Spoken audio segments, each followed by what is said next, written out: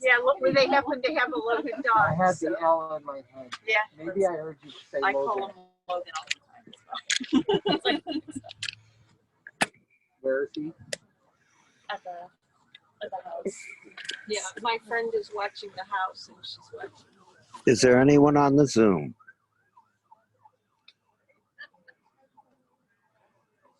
There Someone's are, there are a lot of Yes. people on the Zoom. Okay, I'm going to ask you to mute your devices, please.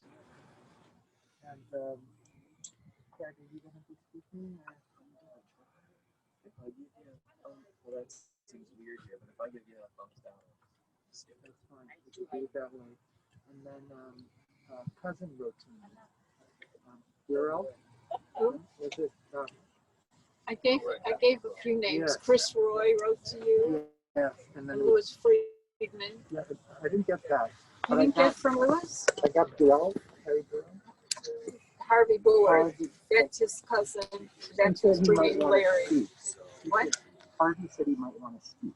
Okay, that's his cousin, and that's who's bringing Larry. Okay. You didn't get from the Friedman, but you got from the Roys, I got from the Roys and I got from Harvey. and not from Rich either. No, I mean, and I checked my, That's all right. Chris, I checked my spam. yeah, Chris Roy probably wrote for everybody. The guys were all real Yeah, close. he wrote something really beautiful that I'm going to share. Did I tell you he's a writer? I could tell.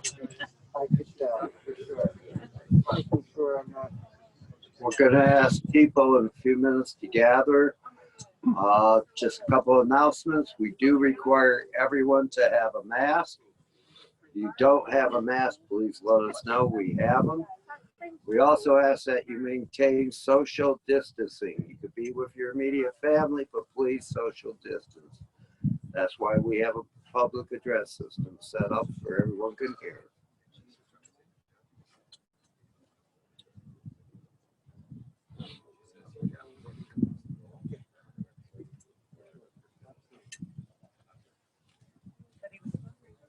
So we're waiting for Larry. So where is he? Where's Larry? There's Harvey. Where's Larry?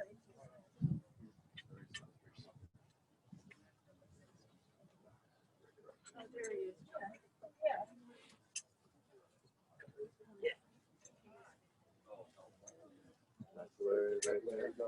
is. Yeah. Larry.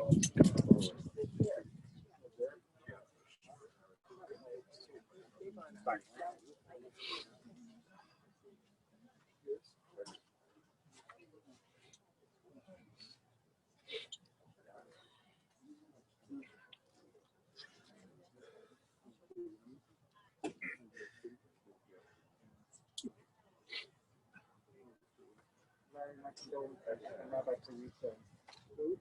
Rabbi Teresa. Well, actually, why don't we have you remain standing, Larry, for a minute, because we're going to invite the family to stand so we can cut the Priya ribbon.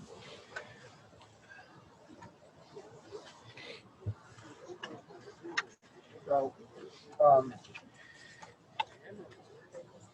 in the book of Genesis, Jacob thought his son Joseph had died, so he tore his clothing. This is where this comes from. So it's really thousands of years old, this tradition of tearing the Kriya ribbon. It is self-tearing, so in a minute, I'm going to invite you to tear it for immediate family members. So everybody who's wearing it, people should be wearing it. So I'm going to invite you to say these words after me. Just hang on one second. And then I'll help you. All right. Baruch. Baruch. Atah. Adonai. Adonai. Eloheinu. Melech. Noah. Haolam. Dayan. Diane. Ha'amet. It means, blessed are you, God. You're the true judge. The way I like to think of it is, God, we don't always know the ways in which you work. Your ways are a mystery to us, but we hold on to your traditions at this time. And so I'll help you with the self-tearing here. Sometimes from the bottom it might work.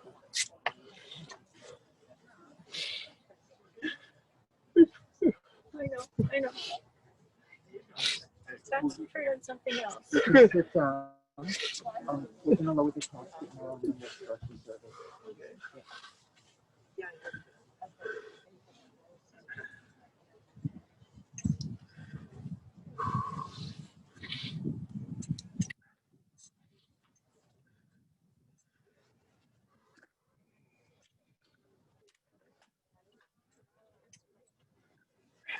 Rabbi, Okay.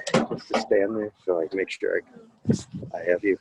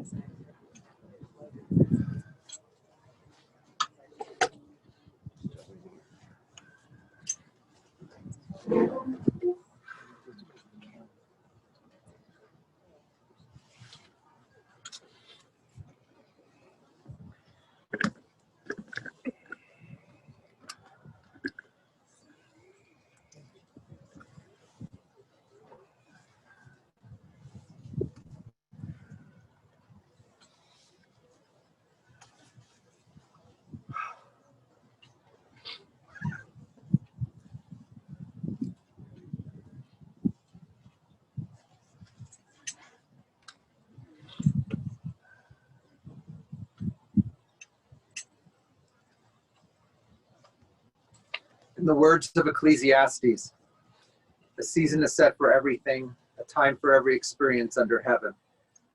A time for dancing and a time for wailing, a time for birthing and a time for dying, a time for speaking and a time for silence, a time for seeking and a time for losing.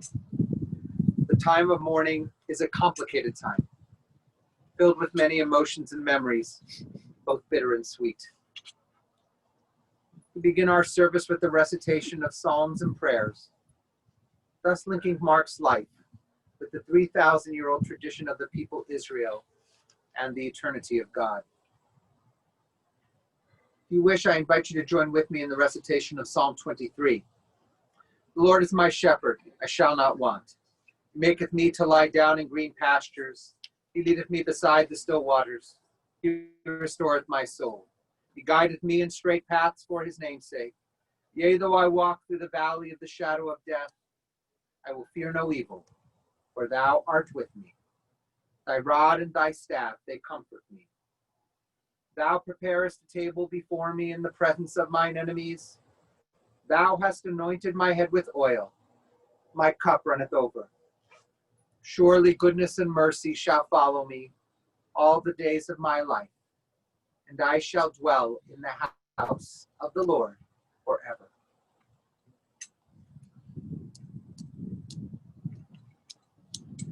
After a while, you learn the subtle difference between holding a hand and chaining a soul. And you learn that love doesn't mean leaning, and that company doesn't always mean security. And you learn that kisses aren't contracts, and presents aren't promises. But you begin to accept your defeats with your head up and your eyes straight ahead, with the grace of a woman or a man, not the grief of a child. You learn to build all your roads on today, because tomorrow's ground is too uncertain for plans, and futures have a way of falling down in mid-flight. After a while, you learn that even sunshine burns if you bask too much. So you plant your own garden, decorate your own soul, instead of waiting for someone to bring you flowers. And you learn that you really can endure, and that you really are strong, and that you really have worth. And you learn, and you learn. With every goodbye, you learn.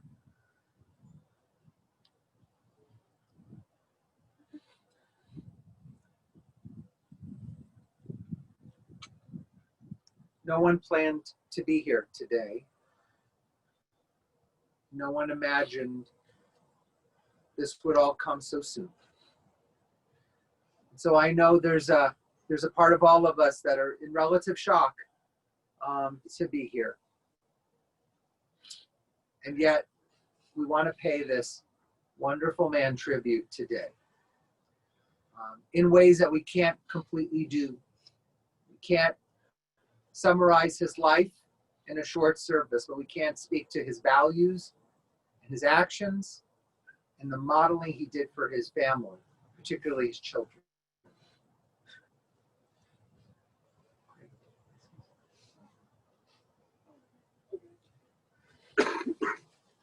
Craig is going to share just a few words. So, my dad was awesome. You guys know that because you're all here during a pandemic or watching it at home on a Thursday. My dad is an amazing, compassionate person. Everything he did was amazing. He allowed me the room I needed to grow while also correcting me if I needed it. He was hilarious and understanding, and one of my favorite moments with him was one of the scariest when I accidentally broke his finger. We were playing basketball outside, and I went and I kicked the ball, but the ball was his finger. And what ended up happening was I broke my dad's finger that day, and I was ready to be grounded forever. And he just looked at me and said, "That's why there's rules against kicking the ball in basketball." That's the kind of person my dad was. He found the good in everything, and I appreciate you all being here.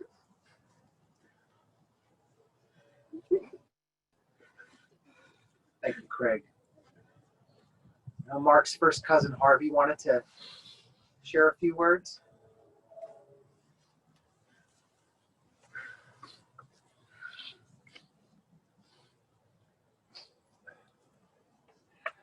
Do you want you to pull down the mask? You know, it's really sad for all of us to be here, you know, for Marc. But I'd say other than Marc's brother, I probably have known him longer than anyone. Marc's mom was my mom's younger sister. And Marc and I, when we were younger, really hung out quite a bit together. But everyone should know, you know, when Marc was a young man, he was a heck of an athlete. I don't care the sport, whether it be baseball or football, ping pong, racquetball. He was just a tremendous athlete all the way around.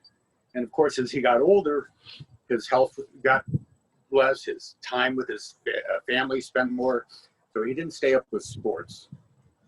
But one thing I'll say about Marc, for those who would define a mensch, Marc was a mensch.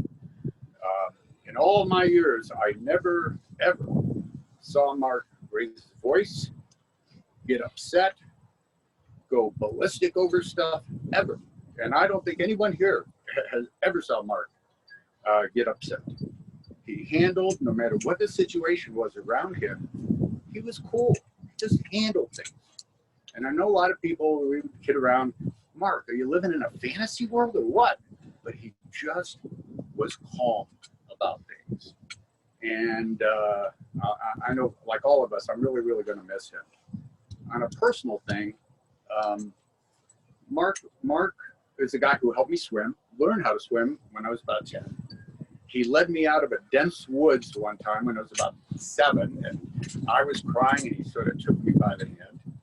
And he helped actually introduce me to Rich Nygoff, who introduced me to Chris Roy, who introduced me to Lou Friedman. So through Marc, I was able to gain value in my life through these friends also. So I know we're all going to miss him.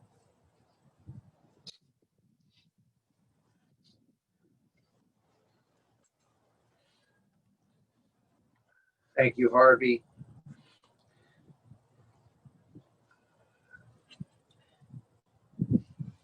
Harvey sent me some words as well I'd like to share about your cousin. He spent most of his career, just reading your words, in the jewelry business as a sales representative for jewelry manufacturers.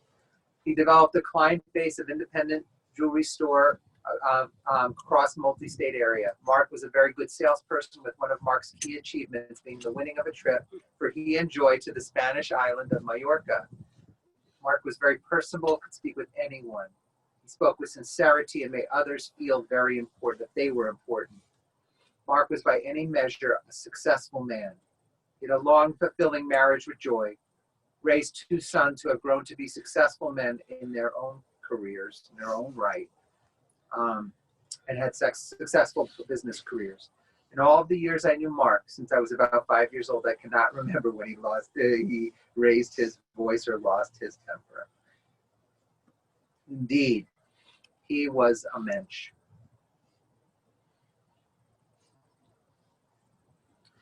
We are in that space in the Jewish calendar that finds us between Yom Kippur and Sukkot.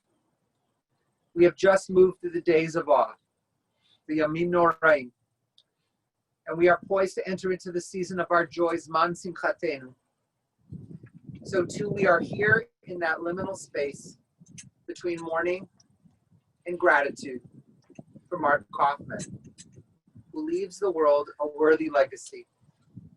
Joy, his wonderful wife of 42 years, his children, Craig and now Mia, and Ethan and now Emily, and his grandson, Logan, including Lucas, and the dog, the grand dog, Lucas, sorry, and his brother, Larry. Marc's penchant for positivity and kindness was at his very core, and it shone through to everyone who knew him. This is what drew Joy to him 43 years ago when they met through friends. Joy remembered how handsome and kind he was. I think you two met in May and you got married by October, or engaged by October.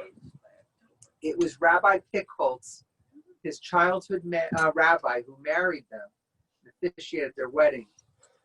The bond between Rabbi Pickholtz and Marc was unique and special, because the good rabbi knew the toll it took on a teenager like Marc to lose his father when he was just a young man. In that year, Rabbi Pickholtz guided Marc to come to shul every morning to say Kaddish for his dad. Perhaps that's where Marc's connection and commitment to his Judaism was really born. While he was not necessarily an observant Jew, he was a proud Jew. And he wanted to instill that in his children. And that was obviously evidenced by the fact that Ethan and Craig came to Fairmount Temple and went through the whole religious school process. I'm lucky to say that I've been around long enough at Fairmount Temple to have remembered Ethan and Craig as high school students. When I first came in 2002 and in those years when they became confirmed. I can tell you what great, wonderful young men they have become, and what a joy it is as their rabbi to see how you have evolved and beautifully and grown, and know how proud your dad was of you. It's certainly a testament to Marc's fortitude and resilience that he stayed positive in the face of the many medical challenges he faced in his life. And despite those hurdles, he was grateful for the gift of family and friends. He never took the blessings in his world for granted. Both Craig and Ethan spoke to their dad's unconditional love and support of them. Even as a fearless and strong-minded teenager, and I remember, Craig remembered how much his dad afforded him the trust to push the limits of his young adulthood. Craig, you were figuring out who you were. In a lot of ways, you were precocious. Marc would use the analogy with Craig about a fishing rod.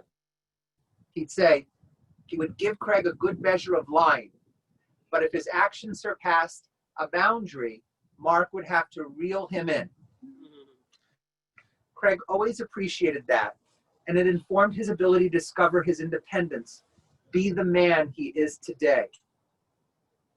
Ethan remembers much of the same, particularly the respect given to him as a young man.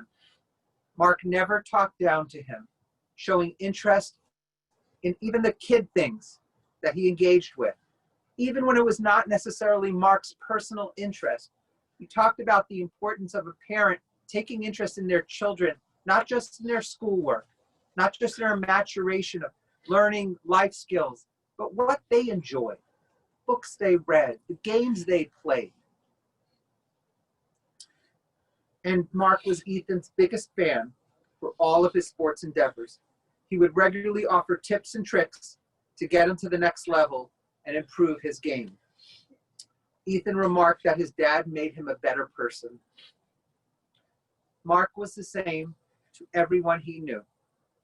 His friend Chris Roy shared the following. I knew Marc Kaufman for more than 6 decades, and across those years, I never stopped enjoying his company, particularly his humor, his easy to be with quality, and most of all, his ceaselessly sunny disposition. We shared a lot over that time. Same elementary school, same middle school, same high school, and even the same college. We had numerous mutual friends. We also played together on Lord knows how many sports teams. By middle age, most of us, Marc included, had lost some of that dashing athleticism. But we all remember Marc as a top-notch third baseman, an unbeatable table tennis player, and a surprisingly nimble football player, a sort of dancing bear. But nothing seems so important now as what I learned from him. The power of positivity. I never, repeat never, saw Marc in a bad mood. And given his myriad maladies, he had more than enough reason to be frequently grumpy. But not Marc, not ever. So it was largely from him that I discovered how much attitude matters, and that any setback becomes more tolerable if you take it in stride. Marc was the prince of positivity, the emir of ebullience, the king of contentment. For that, I owe Marc a lot. Perhaps he should have been named Joy.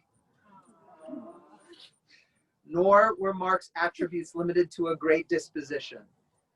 I recall him as a great father, a loving husband, a true friend, a person worth missing, a person worth remembering. Thank you so much, Chris.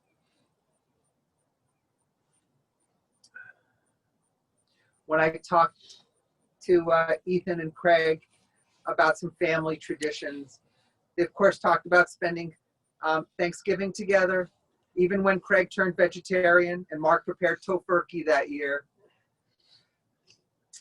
They talked about the trips to Niagara Falls, lunch at the Rainforest Cafe, where it was a staple of their time together when they visited across the border. And of course, we can never forget the Cleveland Browns.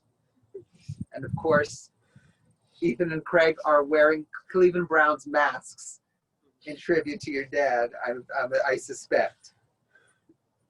The Cleveland Browns drew out Marc's passion and emotion every week in the fall and winter of the NFL football season.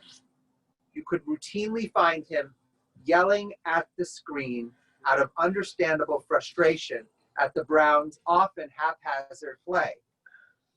This year, however, could be a turning point. And oh, would he have loved to witness the Brownies thrive in the playoffs. Maybe that will be a gift for him. Watching Browns games was a family endeavor. And even after the boys moved out to Columbus, the three of them would share a running commentary on a text thread when the games were broadcast. Wonderful bonding activity. Marc loved his Volvo convertible and enjoyed tinkering around the house with the many projects he had ongoing, right, Joy? He was a loving family man. He had such a big heart. He was especially moved, Craig was, and shared with me that his dad when he would adopt dogs, he always found the oldest dog at the shelter, the one no one else would adopt. Perhaps this is the greatest example of the man we are remembering today, and the boundless well of compassion and love he showed. Because what he showed to that dog, and every dog that he found, he showed to his family, he showed to his friends. He was able to see the goodness, perhaps the goodness not everybody can find in another individual, or even a canine. He was able to find something that was redeeming about an individual. That is something, as we know, it's not always a human value. Boy, could we learn so much. We should learn so much from the example Marc set every day of his life. His resilience, his positivity, his kindness, and the legacy he leaves today. You all have learned so many beautiful lessons. Zichrono livracha. May Marc's memory forever be a blessing. And let us say, Amen. I invite you to just take a moment to think about perhaps a memory that Marc has left with you. And even if you're just here for family and you didn't know him that well, we're all together in this. It's the human condition to feel loss, to grieve. Take a moment of silence, contemplation, as we consider the greatness of this man.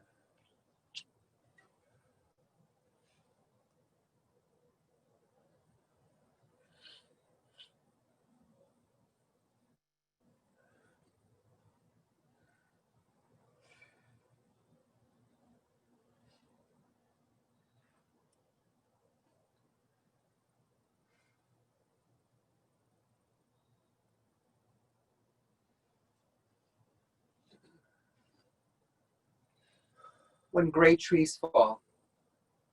When great trees fall, rocks on distant hills shudder. Lions hunker down in tall grasses, and even elephants lumber after safety. When great trees fall in forests, small things recoil into silence, their senses eroded beyond fear. When great souls die, the air around us becomes light, rare, sterile. We breathe briefly, our eyes briefly see with a hurtful clarity. Our memory suddenly sharpened examines, gnaws on kind words unsaid, promised walks never taken.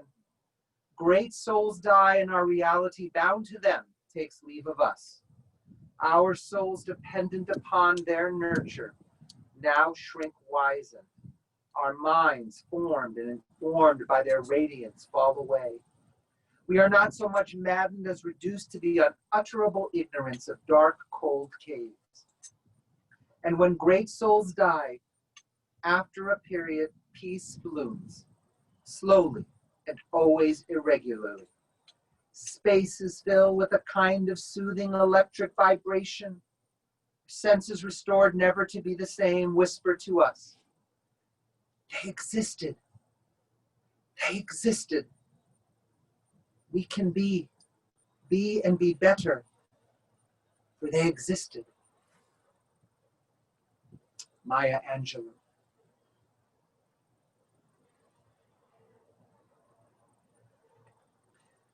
I invite you now to stand as you are able for the chanting of El Maleh Rachamim. Please rise.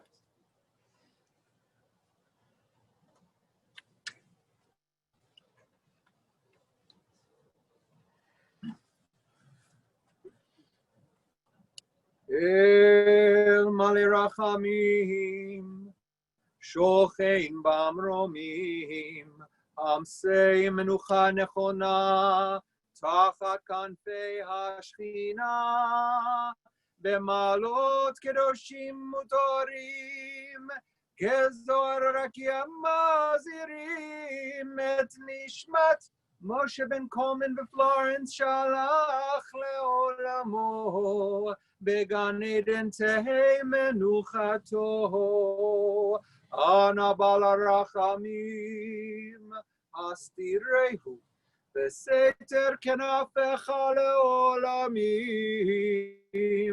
utzror bitzror achayim et nishmato Adonai unachalato v'yanuach b'shalom al mishkavo v'nomar Amen. Amalei Rachamim, exalted, compassionate God, grant infinite rest in your sheltering presence among the holy and the pure to the soul of Marc Kaufman, who has gone to his eternal home. Merciful One, we ask that our loved one find perfect peace in your eternal embrace.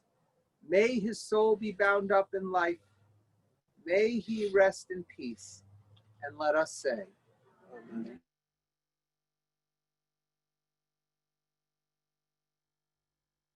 Mourner's Kaddish, which I think family you have in your hands.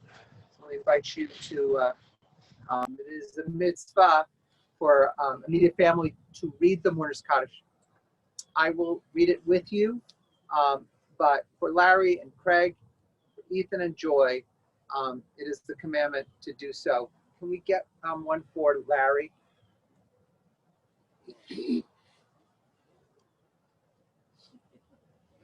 Yitkadal ve'yitkadash shemei rabba be'yoma divra kirute v'yamlich malchute b'chayechon uvyomechon uvchaye dechol beit Yisrael ba'gala uvizman kari v'imru.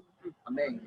Yehei shmei rabba mevorach le'olam olomei omaya yitbarach v'yishtabach v'yitba'ar v'yitromam v'yitnaseh v'yitadar v'yitaleh v'yitalal shemei dekudisha le'ela min kol birchata v'shirata tushbechata v'nechemata da'amiran be'alma v'imru Yehei shalom rabba min shemaya v'chaim aleinu ve'al kol Yisrael v'imru Oseh shalom b'mromav uyaseh shalom aleinu ve'al kol Yisrael v'imru.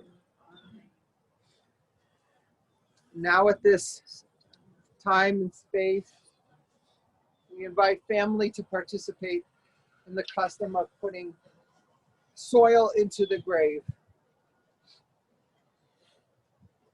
Joy and Ethan and Craig, Mia and Emily, Larry, you're welcome to do so.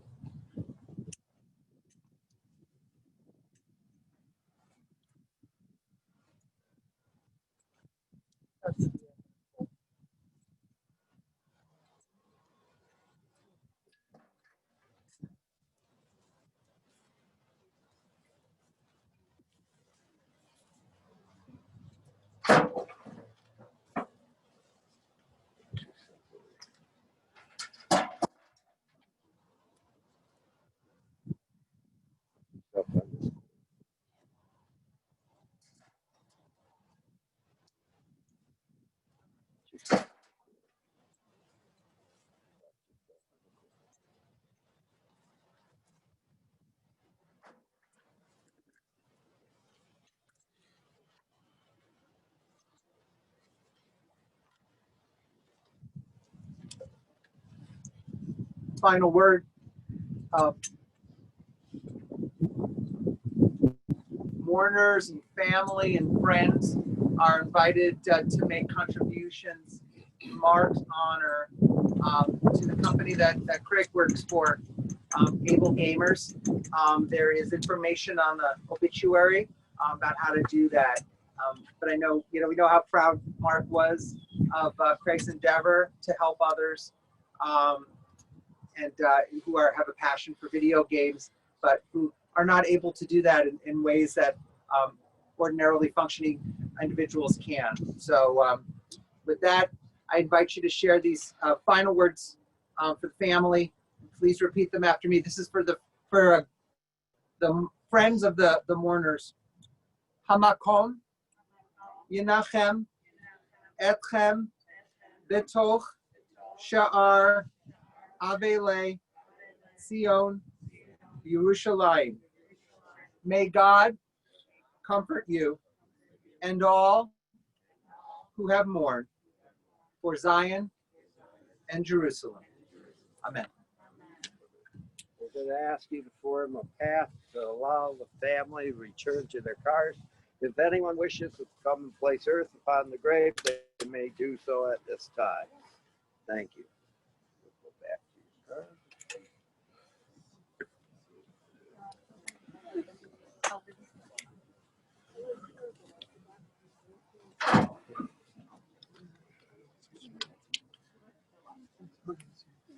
This ends our Zooming. Thank you for participating.